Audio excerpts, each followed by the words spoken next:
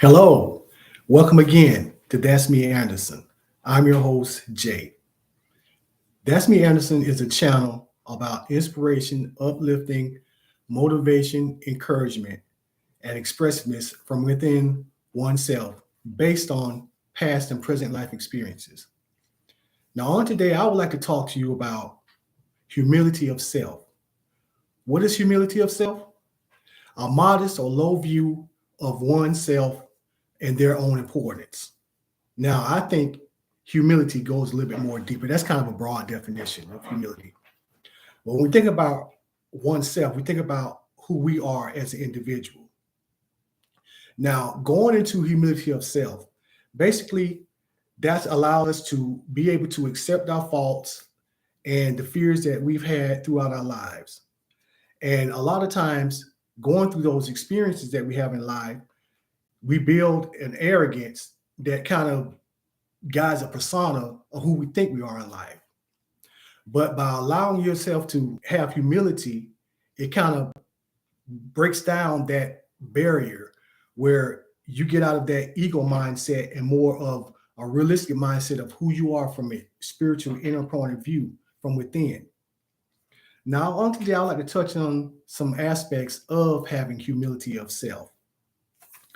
They are first, you allow yourself to be open to listen to others. That's very important. Everybody wants to hear, what other people think or say, and you want your words to be heard as well. So allowing yourself to be open to listen to what others have to say is always a great thing. It gives things, allows you to see things from different perspectives based on other people's point of views. So it opens you up to that. The second thing is it allows yourself to focus on the here and now. Being in the here and now is ever present. And I know with everything's in the world that are happening, all over the world, being in the here and now is essentially vital to who you are and staying in the here and now, and being aware of all the things that are involved in the world that are in a constant. The third thing is being grateful for what you have. That can be big or small. Like for instance, me, I came from a very humble upbringing, and I didn't have much, but I was taught that based on what you have, that doesn't define who you are. You are who you are. All those are just materialistic things be taken from you at any point in time. But being thankful for what you have is truly being humble and loving yourself, and also being thankful for what you have, no matter what it is. The next thing is being open to receive help from others. I'm guilty of that. I'm someone who, back in my past life or past time experiences, a lot of times I refused help from others. It wasn't that I didn't know I needed the help. It was the fact that sometimes I thought it made me look like I was considered weak by, needing help from others. But that's not a sign of weakness. That is a sign of intelligence, because that's acknowledging that you actually are aware that other people may be able to help you where you may lack in particular areas. So you allow yourself to be open to receive help. That's always a great aspect as well. The next thing is allowing others to give you feedback. By doing that, you get insights from other people about things that maybe can help you do better, progress better, things you may want to look at that can cause you to have an increase in wherever you're trying to go, whether it be from a spiritual point of view, a mental point of view, physical, whatever point of view you're looking at it from. So that's always a good thing that can help you too. The other thing is it allows you to keep yourself in check. That's another thing.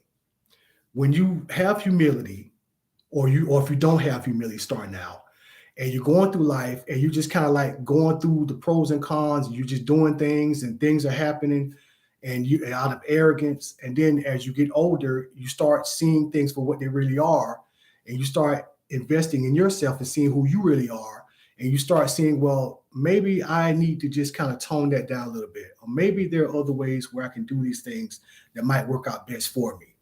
So when looking at the aspect, that's where you keep yourself in check, and then it becomes second nature. It's not like you're actually thinking about, well, I have to do this and do that. No, it becomes second nature because it becomes part of you.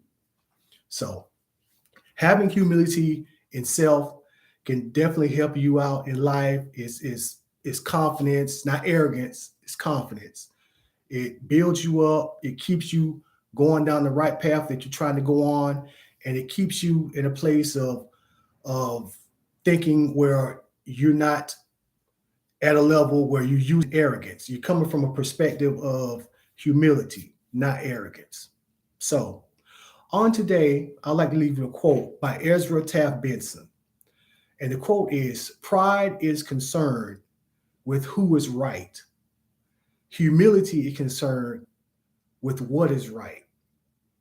Now, on today, if my topic resonated with you, truly resonated with you, and you would like to hear more of this type of content, please share, like, comment, and subscribe to That's Me Anderson, the channel.